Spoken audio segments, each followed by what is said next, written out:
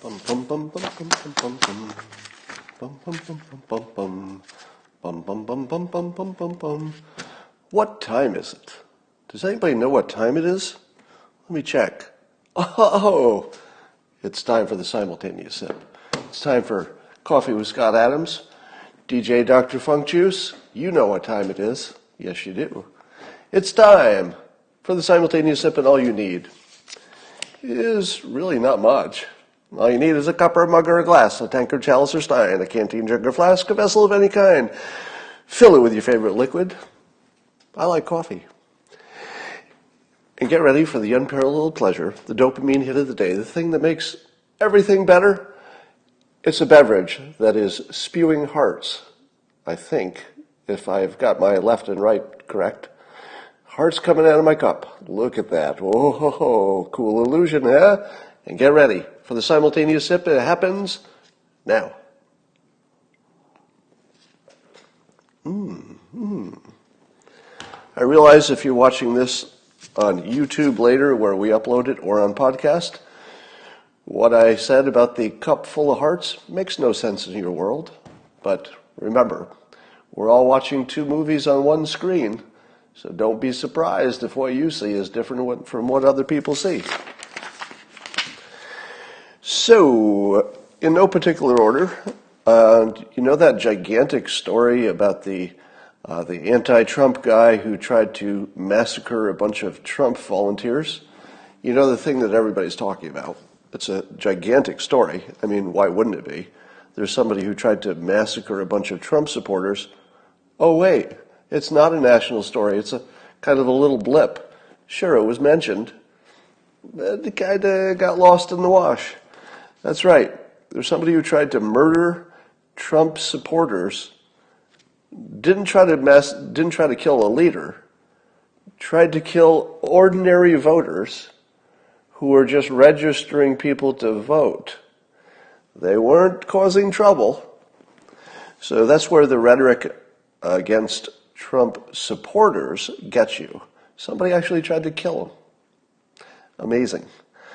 We'll get to New Hampshire. I'm just letting people pile in here.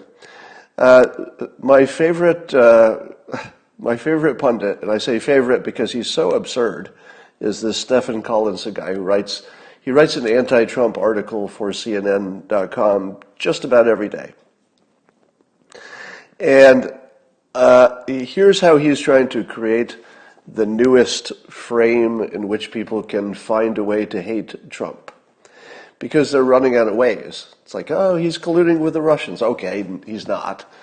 He did something terribly impeachable. Okay, it wasn't that impeachable. It was, closer to a perfect letter than impeachable.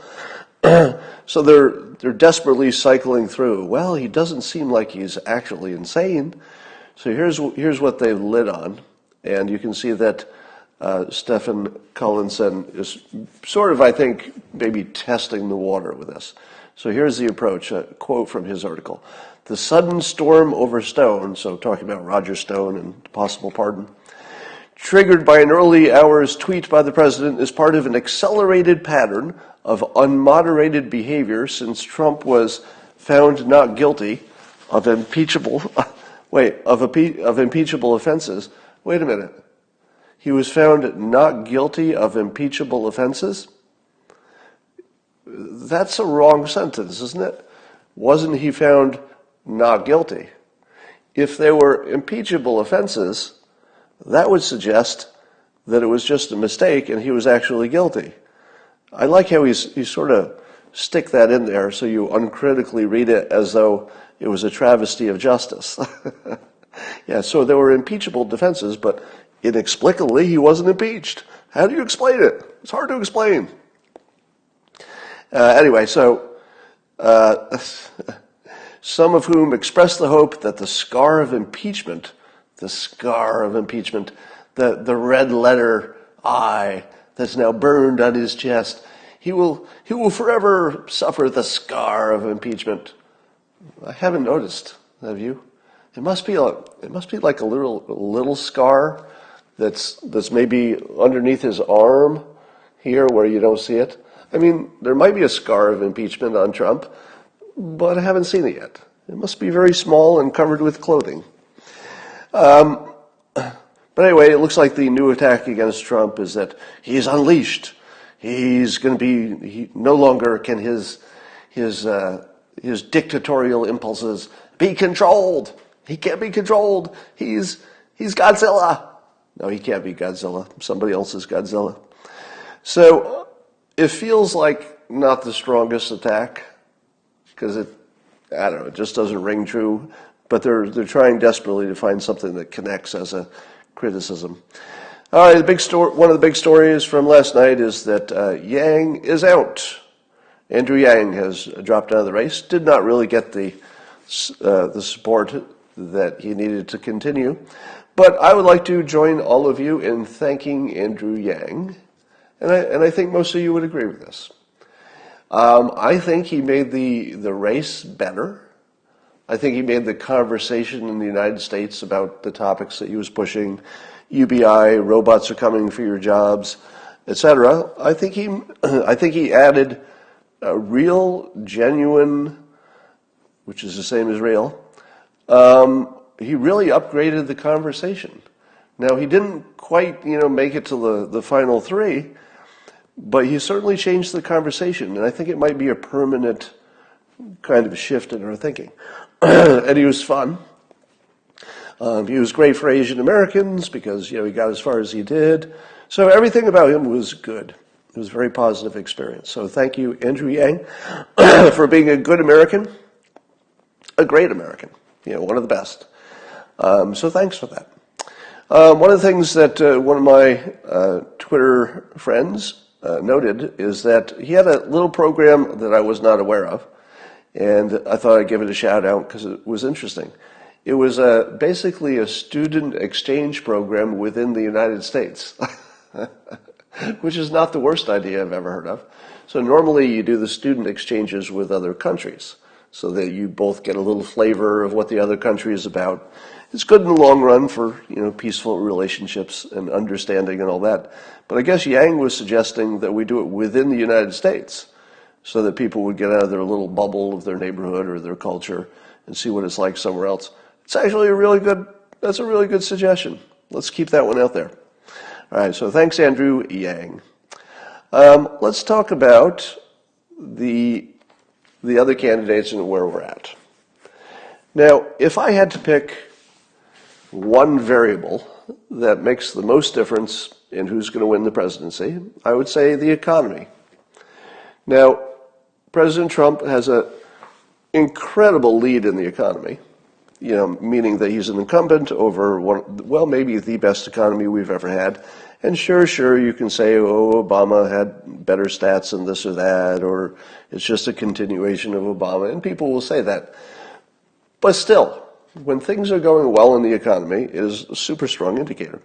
But the second big variable in a world of many variables, the two that stick out are the black vote and economics.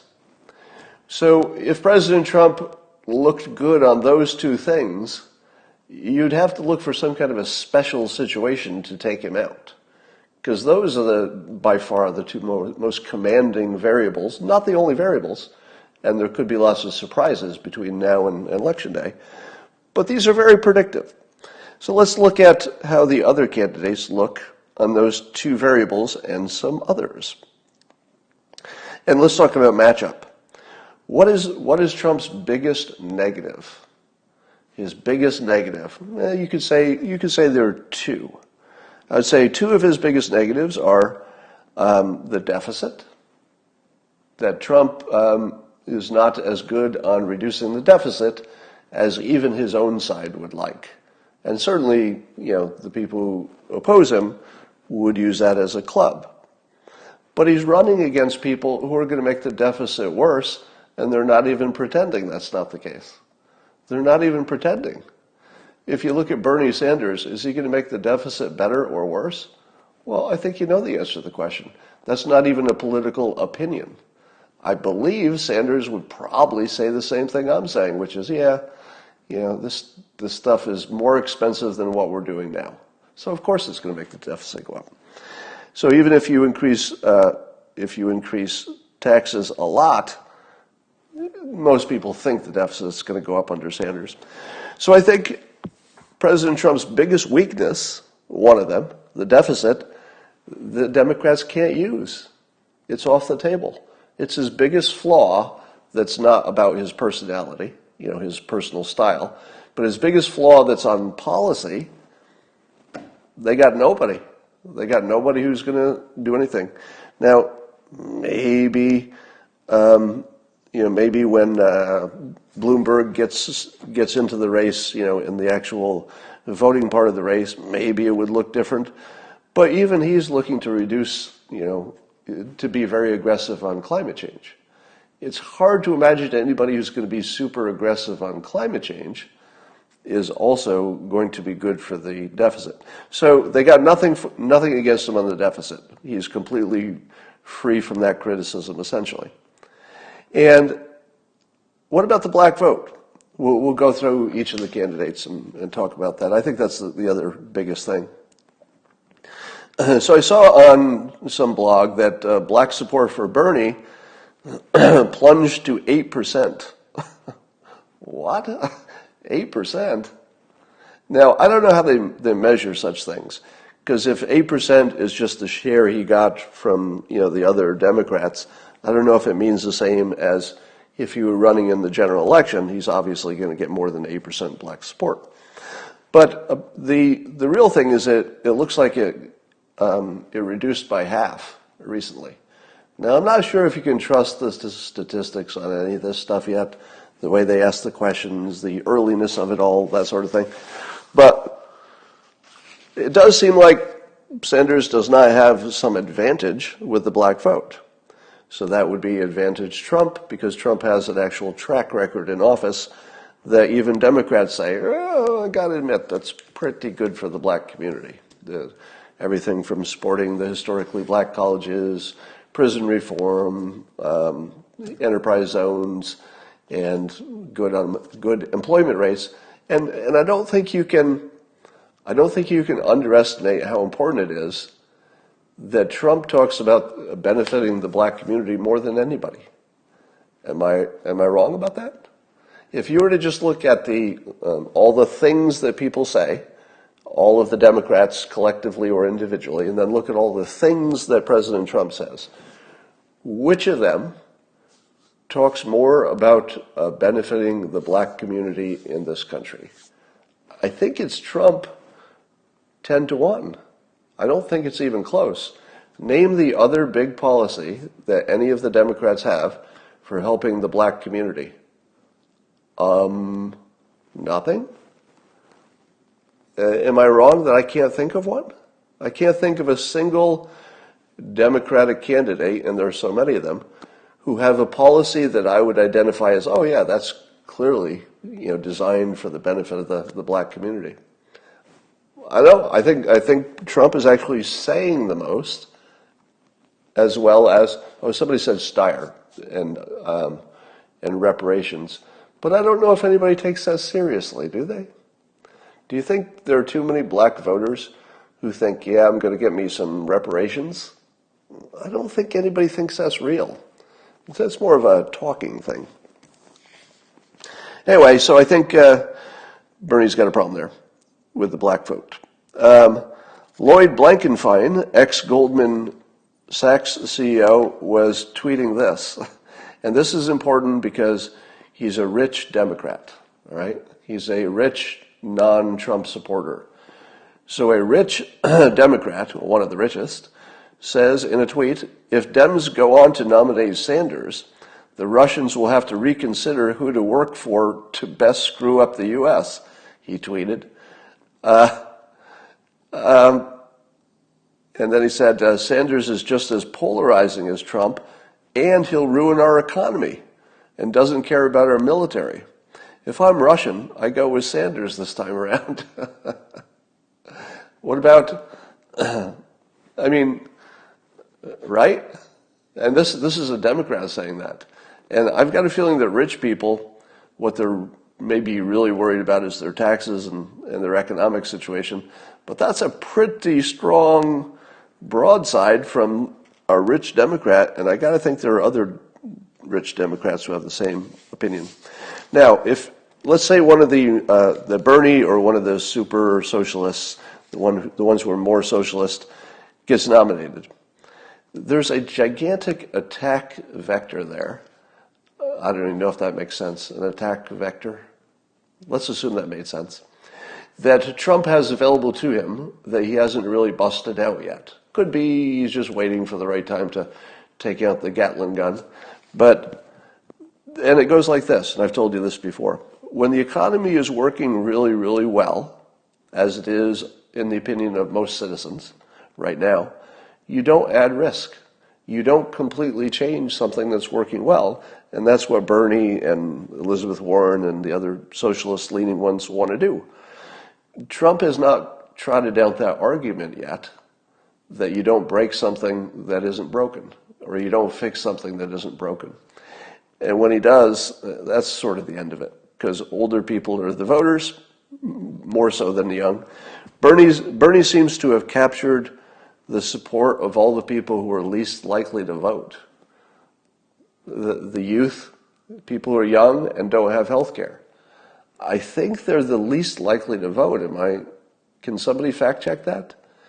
Whereas Trump has a natural constituency, even more so than ever, of people who just say, okay, I'm old, don't rock the boat, things are going okay. Trump owns the things are going okay, let's not change it group, and that's all the seniors. So good job, Bernie, in getting such vocal support from people who probably don't vote that much. That's going to cost him. All right.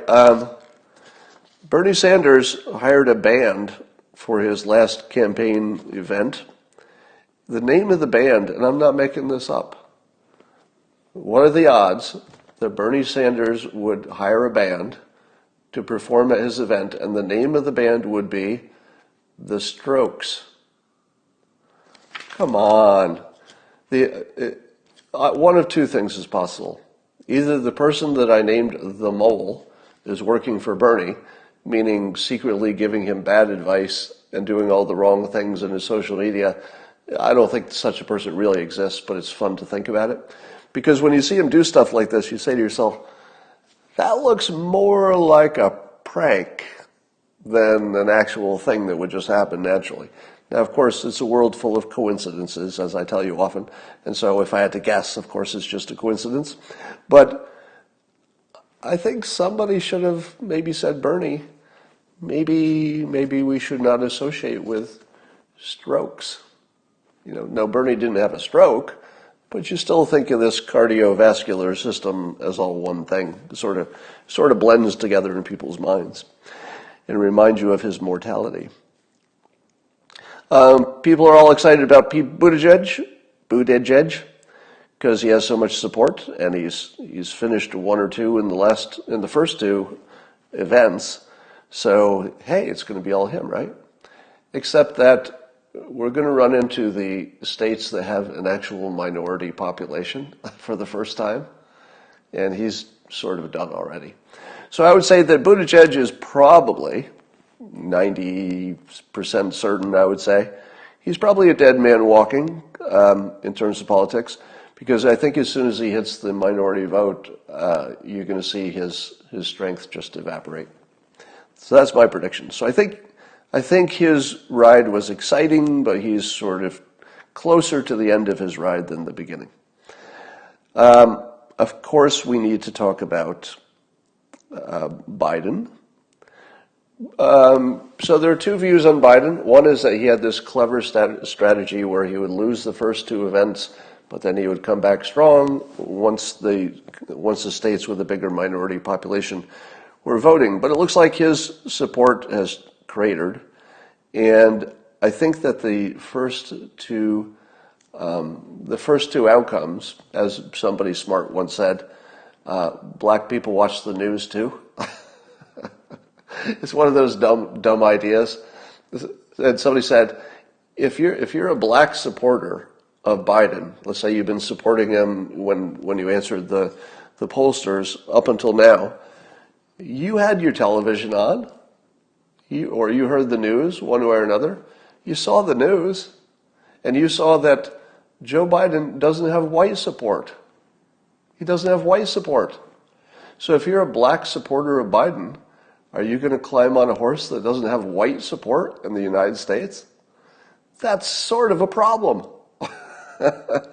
So I think, the rational black voters who are paying attention are saying, I think I'd rather be with somebody who could get a white vote, because I'm going to need a few of those if I want to be on the winning team.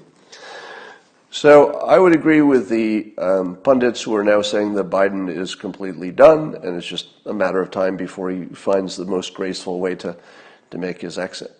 Now, I would like to claim partial credit for predicting how many people, I think a lot of you were with me here, how many people from the very beginning, when Biden was the overwhelming polling favorite, how many people said as clearly as I did, he's not going to make it to the nomination?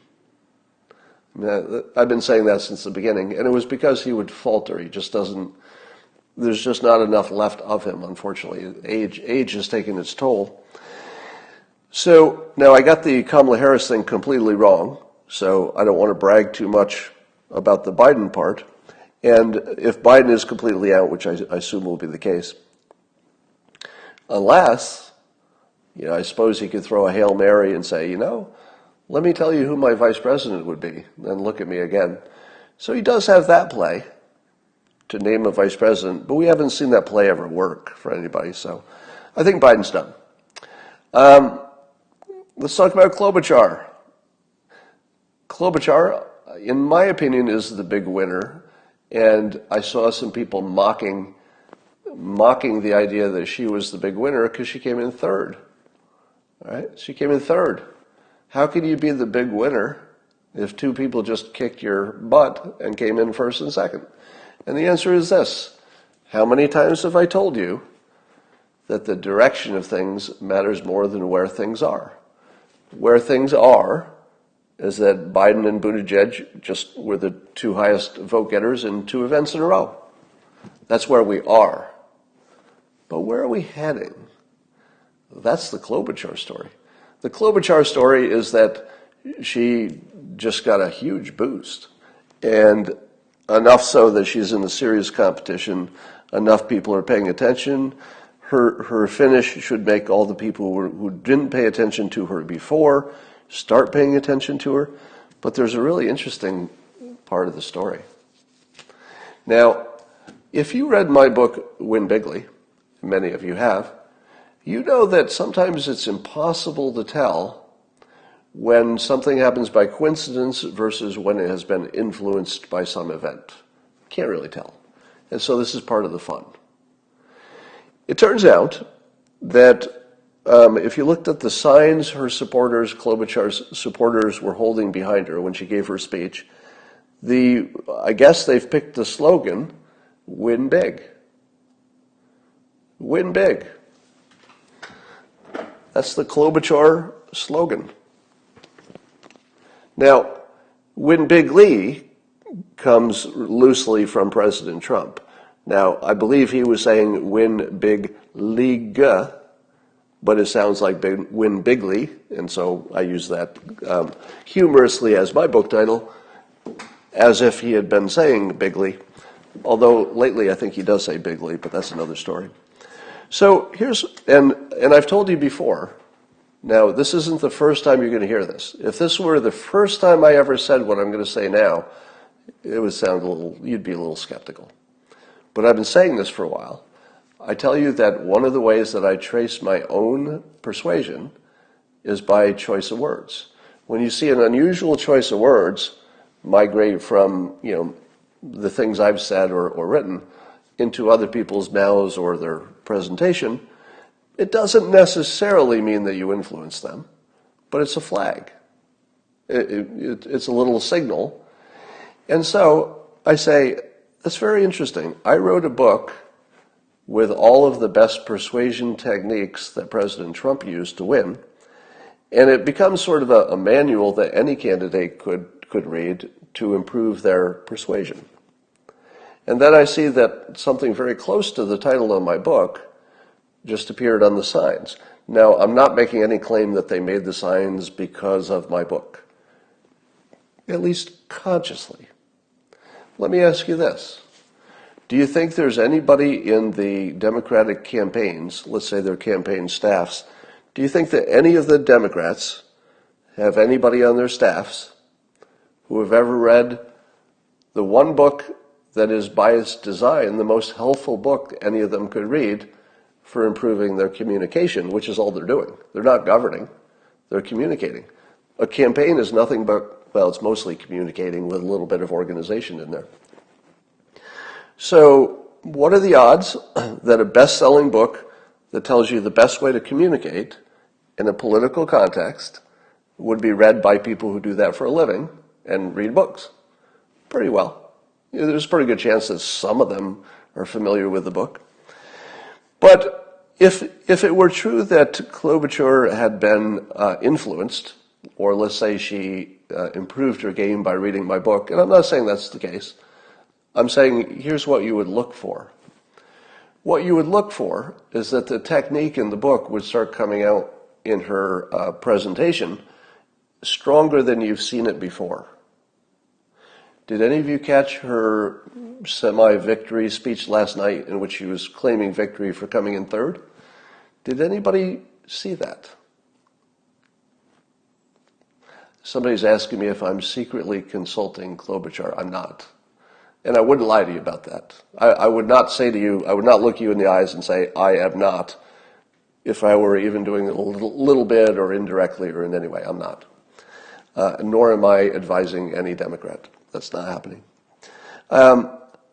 But if you heard her speech, she started out with a super visual and emotional story about her grandparents, coal miner, picking up his sister from adoption agency because he had to work when he was a kid, and then they worked their way up, and it was the American dream, etc. And that was a super visual. Yeah, it was a super visual and emotional story. What did Van Jones call out after Klobuchar gave that? Van Jones, who I often tell you is sort of the one-eyed, he's the one-eyed Democrat in the land of the blind. Just listen to what he says, and you're going to get a clearer view of the field than what any of the other pundits say. It's very consistent. He doesn't, just every time, his opinion is just a little more clear, a little more on point than just about everybody who's talking about this stuff. And one of the things that Van Jones pointed out is how good she was with story. And he was kind of blown away a little bit by the quality of her speech. Have you ever heard that before? Has anybody ever said, that Klobuchar, man, she can give a speech that touches your heartstrings? I've never heard it. I've never heard anybody say, man, Klobuchar, what a orator. Her speaking, moves me. Never heard it before. And then she walked up on stage yesterday, and she just nailed it. I mean, I watched just the first part of the speech live, and I was sitting there thinking, am I imagining this, or is this really good? And then I started looking for the visual elements. She talked about the grandmother packing a lunch. You can see it, can't you? You can see the grandmother. You can see her packing the lunch. And then she talked about the coal miner who went down in a cage into the mine. You could see it. You could feel it. You were in the mine with her grandfather. You could see the grandfather borrowed a car to drive to get his sister who had been put in an orphanage. Because they didn't have enough money for all their kids. You could see him borrowing the car. You could see him driving the car. You could see him driving back with his sister. It was amazingly visual. So look for that. If it's true, and I'm not saying it is, but there are certainly some breadcrumbs here that would suggest that somebody on the Klobuchar campaign has figured out a way to be a lot more persuasive. Now, I would say that I've called Klobuchar's technique the tortoise versus the hares. The other candidates are the hares. They're trying to, the hares are running fast and burning brightly and winning the early stuff. But Klobuchar just keeps tortoising along. Bum, bum, bum. Hey, what's today? Took another step today. Bum, bum, bum. How are you guys doing? Flaming out? Getting in trouble? Saying things you shouldn't say? I'm just climbing along like a little tortoise. Do, do, do. You can try to hit me, but my shell will reject your stuff. Boo, boo, boo. And she simply didn't make mistakes, right? I apologize for all my nasal problems live here. I've got some surgery lined up to root my nasal cavities, and then I should be fine after a while. But it seems to me that Klobuchar, by simply not drawing attacks and not making any obvious mistakes, is starting to get a second look. So the tortoise strategy looks kind of good. It looks pretty strong. Now, here's the other interesting thing about her. What's the big complaint about Trump? Usually it's about his being mean, right? He's mean. He's mean. He's a big old meanie. Trump is most associated with New York City, even though he's moved his place of residence. We think of Trump as a New Yorker with a sort of a New Yorker personality, a little tougher, more in your face. And then there's Klobuchar, who is associated with Minnesota. What is Minnesota most famous for among all the states and the union? Now, if you didn't know this, I'd be surprised. Minnesota produces the nicest people in the universe. I don't know why. It just does. There's something about Minnesota that produces nice people fairly consistently. So she comes from literally the nicest state that produces, for whatever reason, the nicest people, personality-wise, against the Trump personality, who's sort of the New York personality. That's an interesting matchup because there's a pendulum effect. People might want a fighter until they get a little tired of the fighter, and then maybe they need somebody nice after a while. So there's certainly a longing for niceness that makes her a good matchup. I don't know that you could beat the president by being more of whatever he is, by being more attacking than he is. I don't know that you can over-attack. No, you could over-attack. I don't know that you could beat Trump by being more like Trump. I think you have to counter-program him with something that's also good, that's the antidote to Trump. Klobuchar has that. She looks like a dependable pair of shoes, and she's nice. Now there's these rumors about eating salad with her comb and all that. I don't know if any of that's going to be a problem. It doesn't seem to be dogging her, so I think that'll be nothing. So anyway, she's got a lot going on. So let's keep an eye on her and see if she's learned to persuade as well as I fear she may have. All right. Let's talk about Bloomberg. Bloomberg, of course, has that stop and frisk problem, the black support problem. But worse than that, he's a terrible matchup for Trump. If you were to take a blank piece of paper and say to yourself, all right, your exercise is to invent a candidate and make the candidate the worst matchup you could possibly think of for President Trump. What's the worst thing you could do? It's like, well, billionaire, and that's pretty bad. But worse, billionaire with foreign entanglements, especially with countries we're worried the most about. Hello, China. Bloomberg's got China entanglements. He's probably got all kinds of entanglements all over the globe. Do any of those entanglements mean that something bad has happened, could happen, would happen? Who knows? But it's not a good matchup because that's one of the things that people were afraid of with Trump, is the international entanglements. So are you going to oppose him with the guy who has the most international entanglements we've ever seen? I doubt anybody has more international entanglements than Bloomberg. Here's one you don't see coming, or maybe you do. Has Bloomberg got any Me Too problems? Does anybody? I don't see it in the headlines. Maybe there were some stories that were unconfirmed floating around. But here's the thing. He's an old white billionaire of a certain age. Let me ask you this question. If you're an old white billionaire of a certain age, don't you have a lot of Me Too's in your portfolio? Now, maybe they haven't all come out, but the odds of any old white billionaire, and I'm not even going to make this personal about Bloomberg, because I have no information that would say there's anything wrong with him or he's bad. In fact, I like him. I think Bloomberg's a solid guy. Bloomberg's a solid guy, and I would say he's a solid patriot. I don't like his political opinion at the moment, but he's a solid, smart, reasonable, right-minded kind of guy. But there's just nobody in that demographic who isn't going to get a Me Too coming out of the woods somewhere. Now, the other big thing that's different about him and Trump is climate change. And he's going for this, get rid of, most carbon fuels, 80% or something. And he doesn't go far enough, probably, for the Democrats who think it's the end of the world, climate change. But I saw a study recently that said that climate change for the country as a whole was one of the lowest priorities. Now, I'm not sure I totally believe the polls on that, because the way people answer questions of what is a priority can be, I'm not sure that those are really credible polls.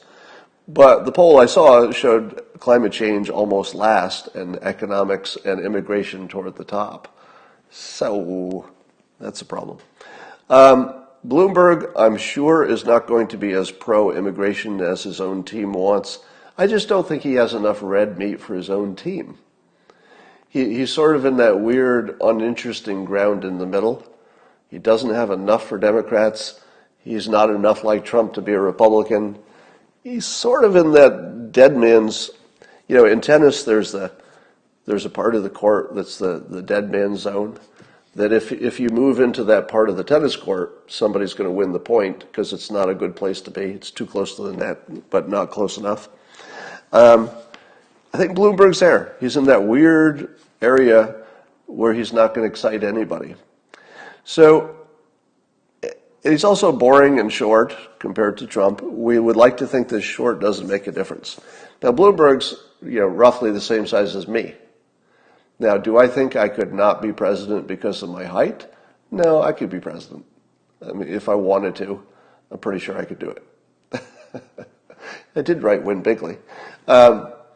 Now, I'm not going to do it. I have no interest in that kind of work. But I don't think my height would stop me. So I don't think his height is going to stop him, but it's a negative. If you stand again on this screen, people are, in their, let's say their non-critical part of their brain are just going to say, leader. I want a leader who looks like a leader. I'll take the big one. Thank you. So it does make a difference. Maybe not the commanding difference. The other problem is he's boring. He's boring.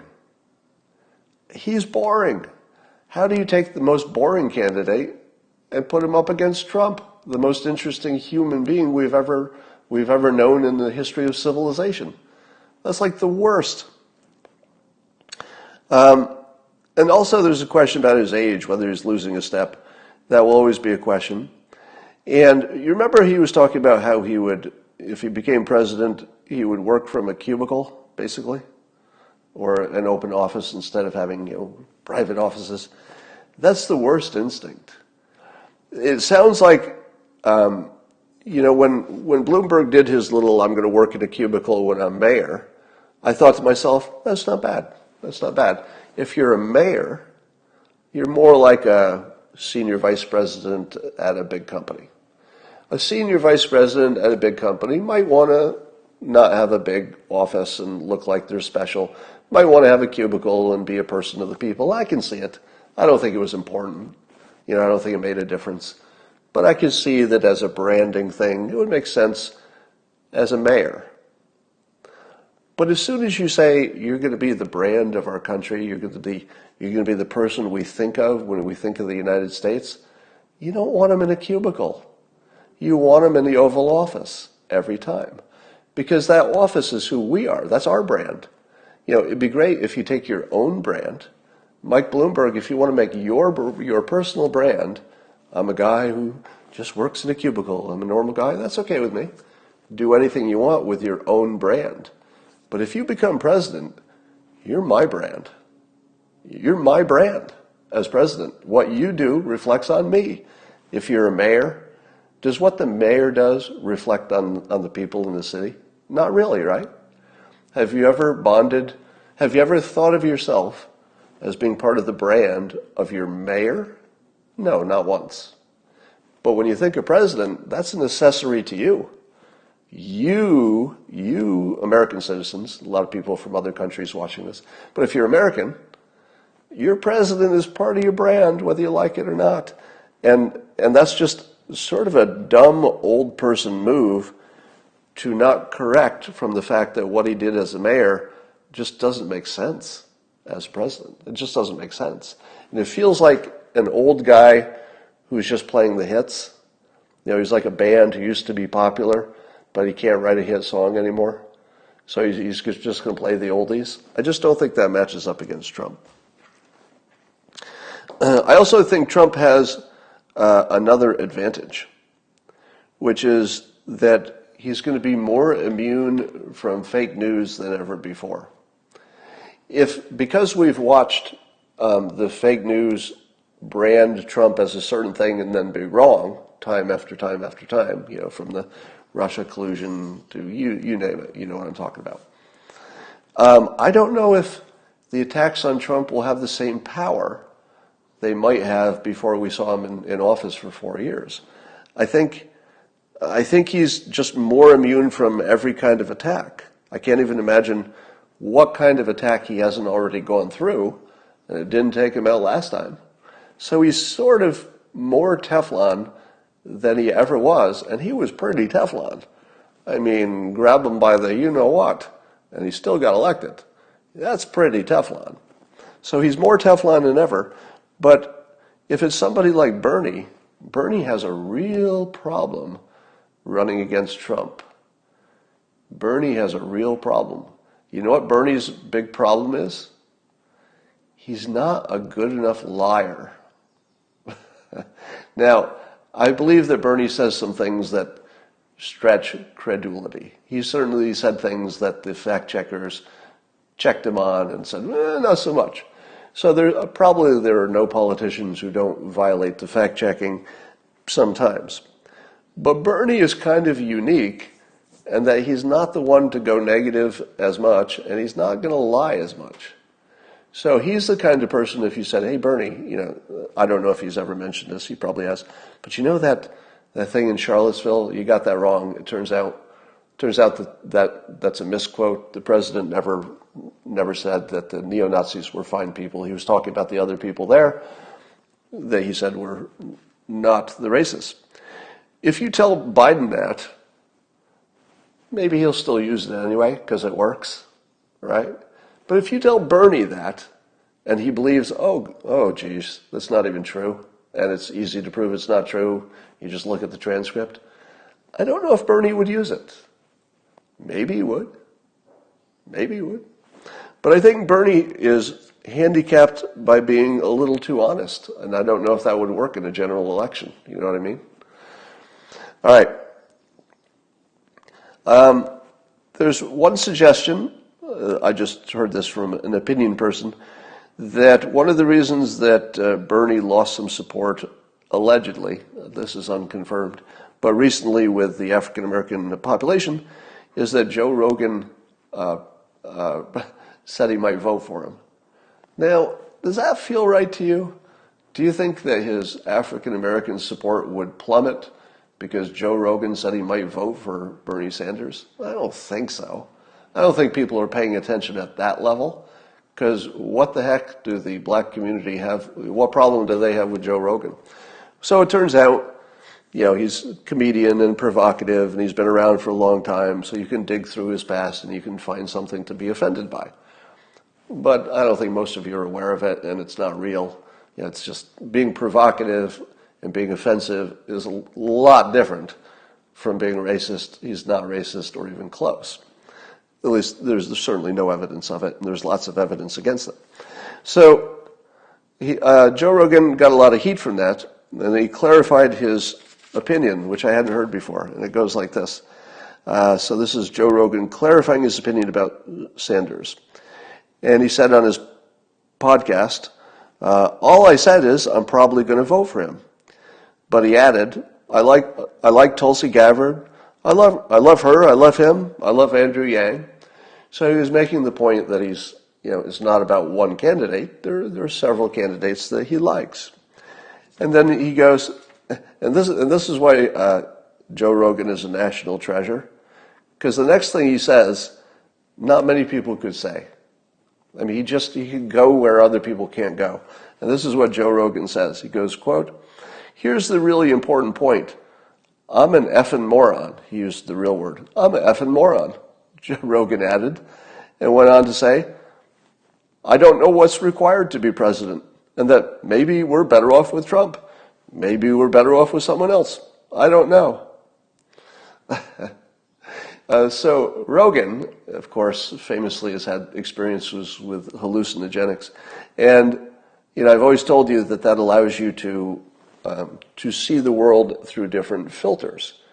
If you have experience with altered consciousness, you know that you can experience a world that works perfectly. You can eat and procreate and go to work, but it all just looks different. If you've never experienced that, you think that your point of view might be magic. It's like, how did I get the right point of view when there are 7 billion people in the world who got it wrong? I'm magic. My brain can see things that other people can't. I'm the only one with a clear view of the world. Okay, that's a kind of a low level of consciousness.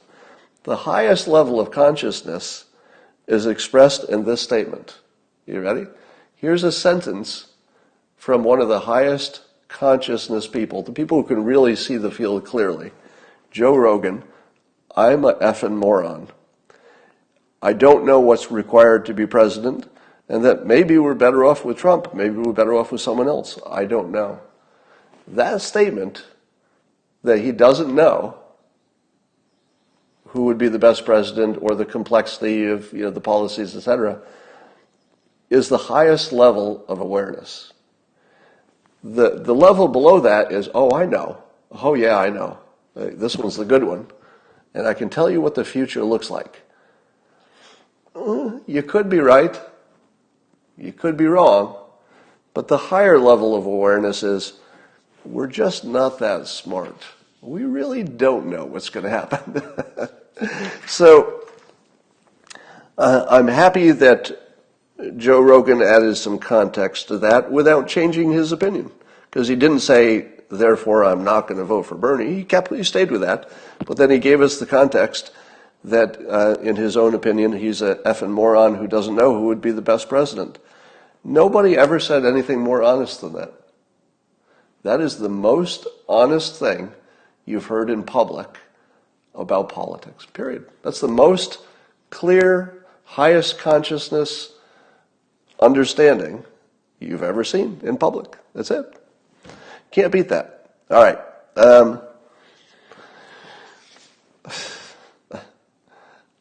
I was laughing at Pope Francis, and I don't want to get religious, and this is not an anti-Catholic thing by any means. I'm pro-religion, for those of you who don't know. I'm not a believer myself, but I think religion is mostly, 90% is positive in people's lives. It helps them here on earth, and that's great. So if it's a filter that works for you, it's a way to see the world, produces benefits, obviously it does. I'm in favor of religion, if you don't take it to the extreme. But I observe religion as an observer. And I can't help but wondering how these conversations went. So Pope Francis has, he's now supporting the ordination of married men as priests in the Amazon. So I guess that was a question. So there weren't enough people who wanted to be priests unless you let them also be married, which would mean that they would be having relations with a woman, which is apparently not allowed if you're going to be a Catholic priest. And I wondered, how does that conversation go? It's like, well, you get to be a leader a respected leader in our religion, there's just one thing. Really? That sounds great. What's the one thing? Well, there's one thing you can't do. What? You can't have sex. You can't have sex. All right, well, I can put up with not having sex for a while. Well, I didn't say a while. Like forever. For the rest of your life. What? Yeah, I mean, you can be a priest, but you can't have sex for the rest of your life. And then you can imagine the person saying, wow, that's tough, but, at least I can, if I can't have sex with another person, at least I can, take care of myself, right? Well, no. So you can't do it with another person, but also you can't do it with yourself. Would you like the job? Whew. That's pretty severe. Can't have an intimate relationship with a woman, and I can't even take care of it myself. I guess I'm going to have to do it for the money. What's it pay? $5-10 million a year? Well, you're also going to be closer to poor than rich. I don't know how you sell that job, frankly, but so I watch it as an outsider. I'm glad that people do it because religion is good, I think, in the world. But all right. So that's enough about that. Some get rich, somebody says. Yeah, that would be the exception, I think. I'm going to give you a suggestion that's the best suggestion you've heard. Are you ready? Here it is. During the election season, all the candidates like to take issues off the table. So if there's something that somebody's killing you with as an issue, if you can do something to remove that, that's good. One of the things that Bernie and some of the other Democrats, most of them I think, are pushing is legalizing weed at the federal level. And we see Trump is completely vulnerable to that argument because he's kind of quiet on it, and he's also famously anti-drug.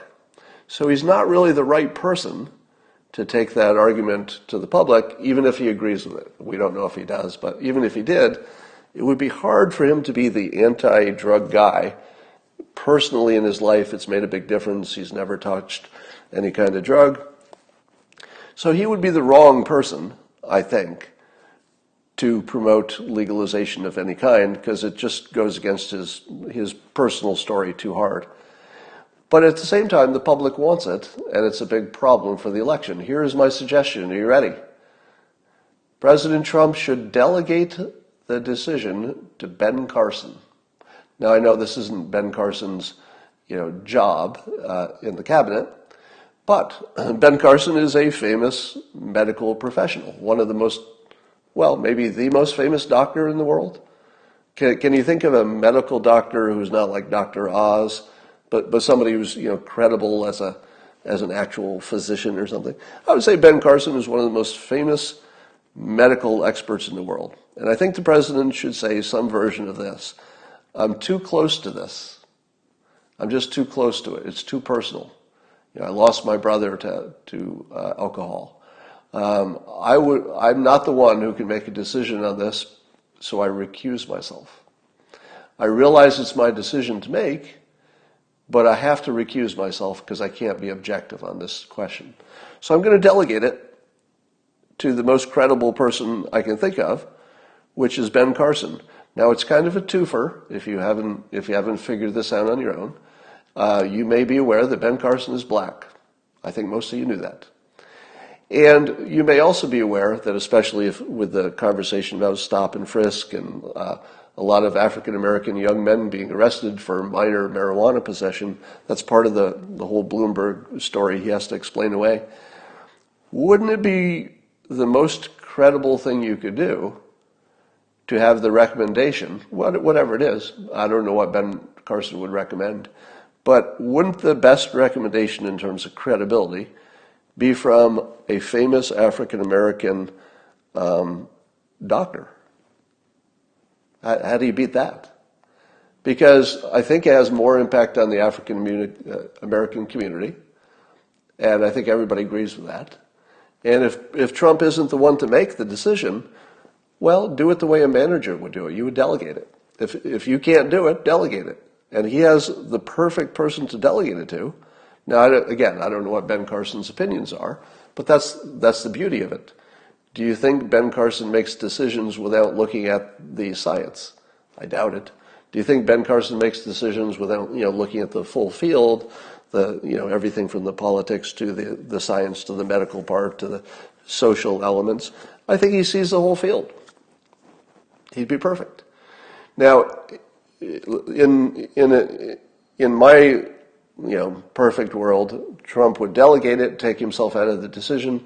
Ben Carson would look into it, probably would say, let's get the federal government out of this business. Probably wouldn't say he's in favor of marijuana, I assume. I think he would just say, let's get the federal government out of this business. States got this, and that would just be a win. Best idea you've ever heard, isn't it? Somebody says it's a horrible image. Somebody's characterizing what I said as he's black, so he knows drugs best. Did I say anything like that? Did I just say that Ben Carson knows the most about drugs because he's black? I said nothing like that. I'll tell you what Ben Carson does know more about. He knows more about being black than somebody who isn't black. He knows more about being a doctor. He knows more about politics than people who are not involved in politics. He knows more about the Trump administration than people who are not involved with it. So that's that. All right, let me see if I hit all my points. I think I did. I think you did. And that's all we have for today. And let's go forward and have a great day. And having such a great simultaneous sip. It's going to be a great one. Talk to you tomorrow.